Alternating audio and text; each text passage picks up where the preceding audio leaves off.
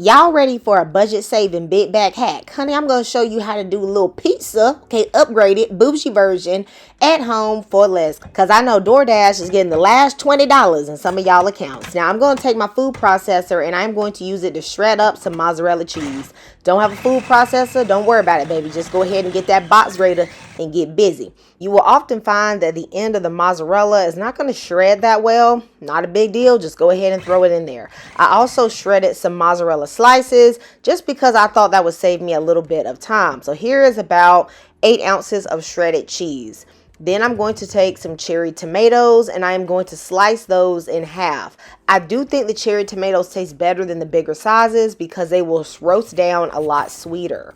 Then I am going to cut some slices of red onion thinly and place those to the side. But you can use any vegetables that you like. Now I have me some French bread that clearly I got on a deal because y'all know, honey, I told y'all we trying to save some money. I'm going to take this big piece of French bread and I'm going to cut it right down the middle. Let me know in the comments, what's your favorite budget-friendly meal that still feels like you got a little bit of a treat? Once I have my French bread cut in half, I'm going to put this on a baking sheet and I'm going to place this on the counter while I prepare a garlic butter sauce. I have half of a stick of melted butter and into that I'm adding a tablespoon of minced garlic. I know some of y'all are like, are we doing garlic bread or are we doing pizza? Baby, we doing a little bit of both. Okay, this is big back activities. Don't ask those type of questions. Now I'm going to hit this up with a little bit of salt, okay? And then I'm going to add in some crushed red pepper flakes and some Italian seasoning and mix this up very well. Grab that French bread and you're going to drench this garlic butter sauce all over it. Like, honey, you are not going to hold back at all. And then I'm going to pop this in the oven at 350 degrees for about 4 minutes. You want it to be lightly toasted, but not super brown because this is going to go back into the oven again.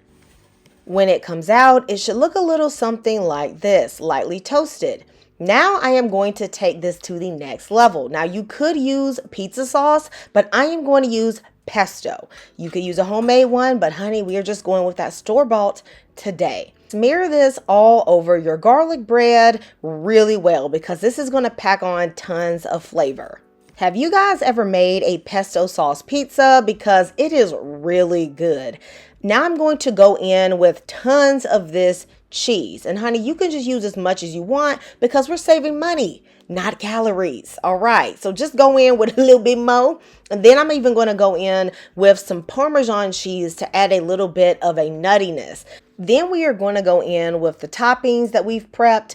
I always feel like a tomato basil chicken combination goes really well with a pesto pizza. This basil is fresh from my garden, and so it's going to add a great flavor. The chicken is just some grilled chicken that I had left over. You could air fry a little chicken in like some Italian herbs, salt, pepper, or Cajun seasoning, and that would be good. Another version that I love is a veggie version with like sauteed mushrooms and the tomatoes.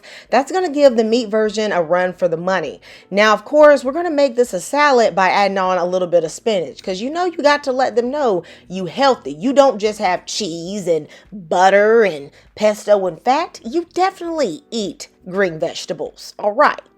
Then we're going to place this back into the oven. And y'all know I play a little too much, honey. I was just laughing at myself. Okay, I'm going to put this back into the oven at 350 degrees until it is nice and golden brown and that cheese is melted. That's going to take about 5 minutes. You want this to rest about 2 minutes. Okay, fight that greedy spirit because you're going to burn your mouth if you have this straight out the oven. And then we're going to cut this up and get that cheese pull. Baby, this is a cheap version of a really delicious pizza. Let me know if you are going to try this in the comments and if you enjoyed this recipe. Honey, this was so good. Baby, my husband, he ate most of it. I had one piece, but he was like, girl, you know you cut back on them carbs. And I said, you're right. So I'm going to see y'all next time. Goodbye and God bless.